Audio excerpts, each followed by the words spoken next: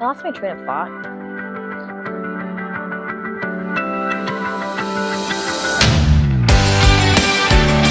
I wanted to start this one off with a true story of a conversation I had with a colleague. So we worked in like the same industry, but not at the same place. So it was like a networking coffee.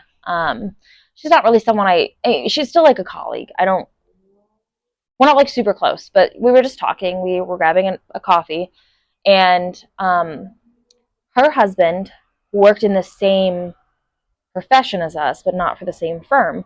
And my husband also worked in the same profession as us and like worked across the hall from me. Like we were like 10, like his office was like 10 physical steps from my office for like 3 years.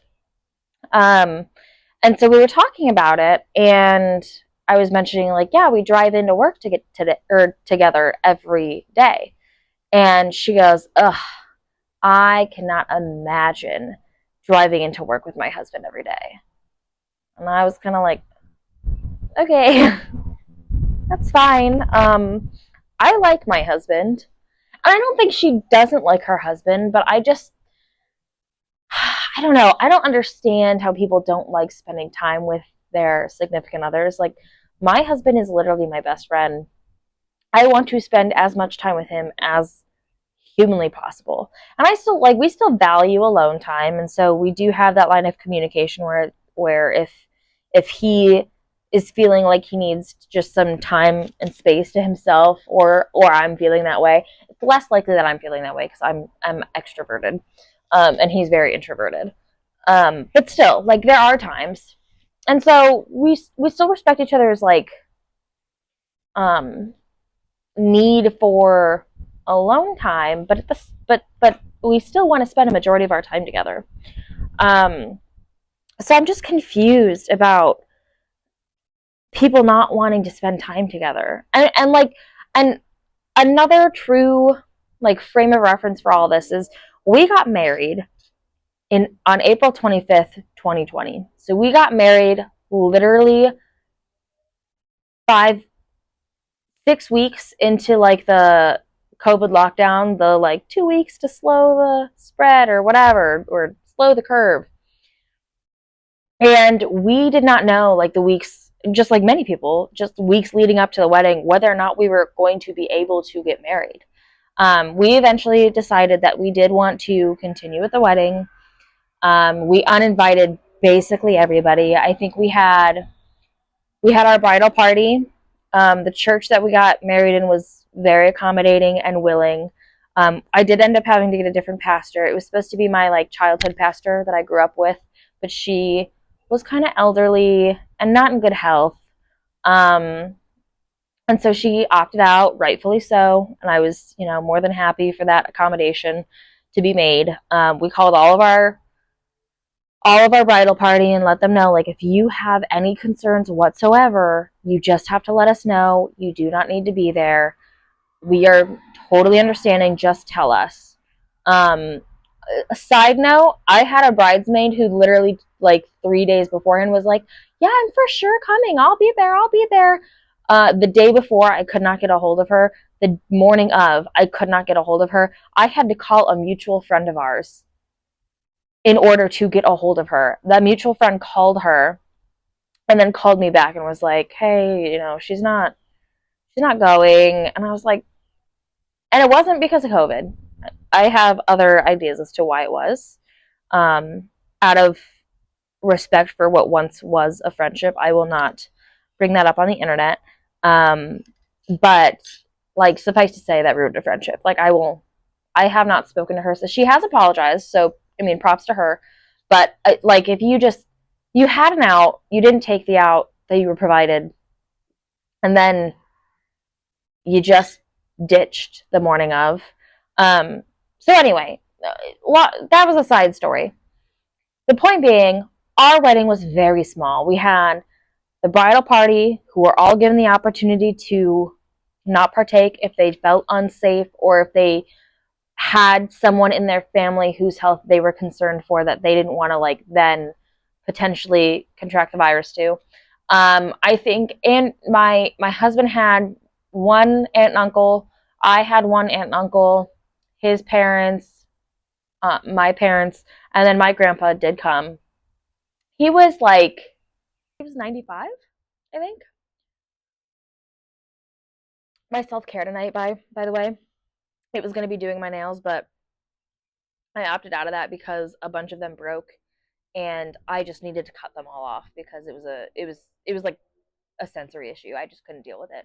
So instead, I decided to sit on the porch, enjoy this beautiful night, and drink a cup of tea with some honey in it. It is vanilla chai, which I really like. I'm not a huge tea person. I'm very much more a coffee person. But this is a good tea. This is one I like. I do like an ungodly amount of honey in it though. And I also do it like the English way, and I put a splash of milk in there. Um, but yeah, so we didn't have. Oh, my grandpa. My grandpa did come. We got him an N95 mask. And I made sure that like he wasn't around anyone. It was a huge sanctuary that was basically empty. Um, but I grew up with him. Like I lived in his house most weekends, and then I lived in his house exclusively for a year.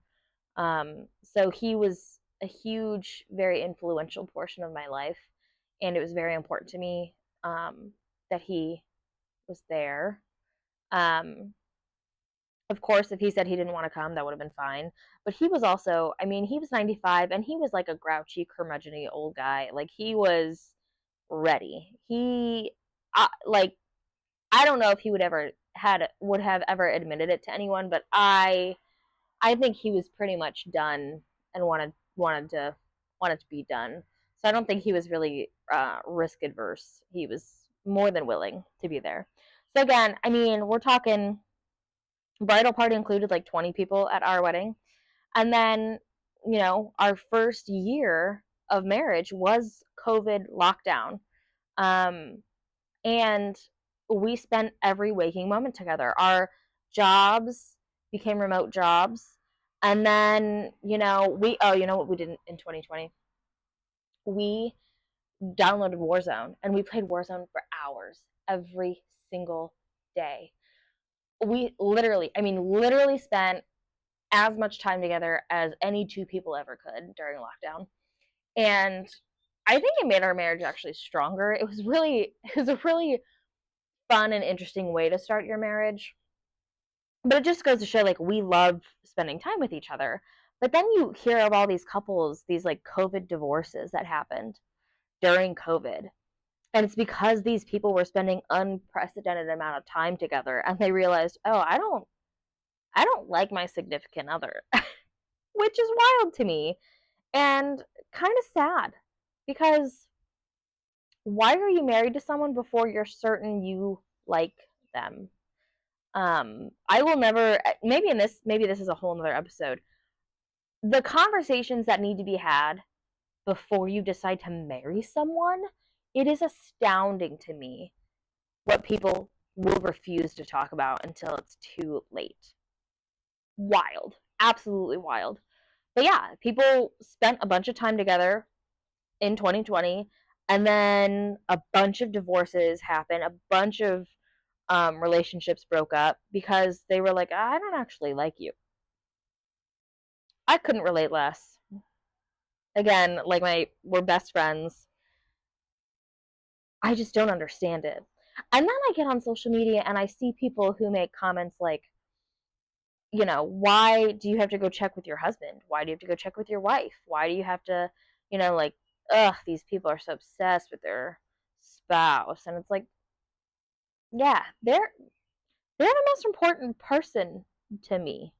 So yeah, I'm going to check with them. I'm going to like talk to them and make sure that that they're good with it. Like I'm not saying I can't go out.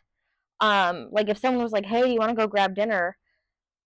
I'm not saying that I have to get permission, but I am saying I'm going to check in with them and just be like make sure it's good. Like there wasn't something that they were planning on or, whatever. I don't understand that mentality either.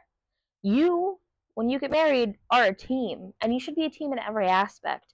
Meaning, your calendar, like every decision I make affects my husband, and every decision he makes affects me.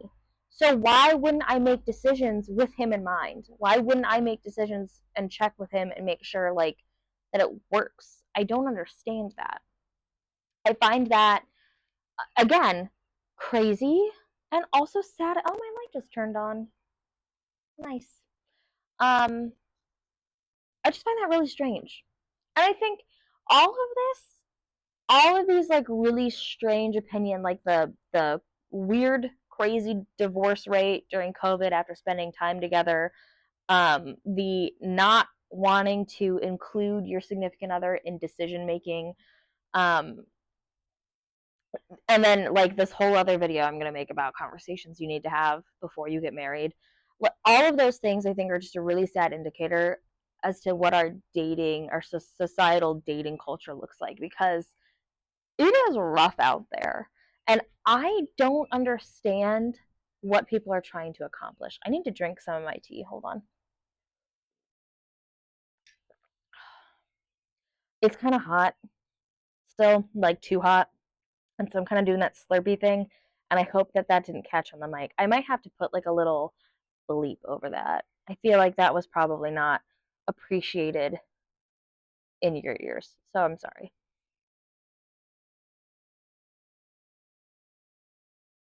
I made a concerted effort that time to not slurp it. These people who are dating, but not with the idea, not with the end goal being marriage, that's a mentality I don't understand. I just don't. What are you doing then? What is the purpose of that? Because it seems like you're just kind of putting your. I guess. I guess in some instances it's like, well, I'm having a good time for now, and the relationship is obviously, God, I hope, providing me some sort of benefit, whether it be some like social planning or like just fun. It's relationships have to benefit you somehow. So I guess you could, but you go, if you go into a relationship like that, not intending to find your husband or your wife, um, you can't get upset. I mean, you can. Your feelings are valid. You can, but it's illogical to get upset over the fact that it's not working out, because you didn't set the standards right up front. You gotta do all of, like, there's so much legwork that has to go and get done right away in order for you to have a successful relationship. So I don't know. Marriage is complicated, relationships are complicated, human beings are complicated, but I think we have, as a society, come to a point where we are hyper fixated on, well, it's complicated, so oh well, instead of like trying to find ways to simplify it. We're not perfect by any means. I mean, we fight. It's not like we spend all this time together and we don't have conflict. But what's important, and something we're trying to teach our kids, is how to have healthy conflict and how to have healthy, productive fights. And that's a whole other video. I mean, that's a very important conversation that I will be talking about because I feel very strongly about it. Um, but I guess my point is, life is so short, and to not like the person that you're spending a majority of it with, to not want to spend time with your significant other as much as you can with the people that you love. I don't understand that mentality. That is something that will be so difficult for me to wrap my head around, because I love my husband and I love my kids and I want to spend as much time with them as I possibly can. Um, to the point where, honestly, going on trips without my husband doesn't sound that great. I love my girlfriends and I will go on trips with them.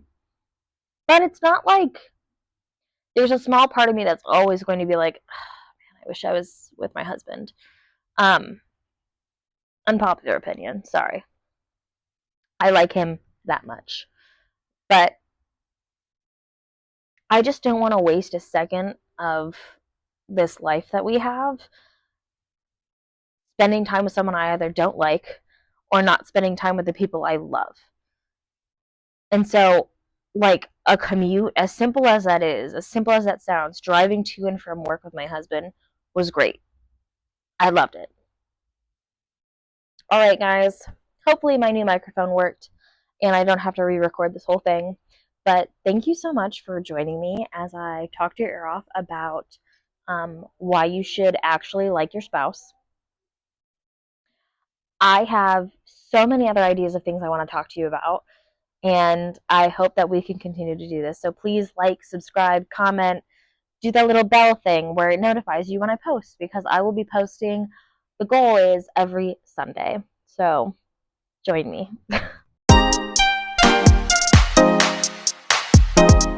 Oh, there are people walking their dogs. I love when people have like one big dog and one little dog because it's so cute. And like I just imagine like the power dynamic between the two dogs must be funny.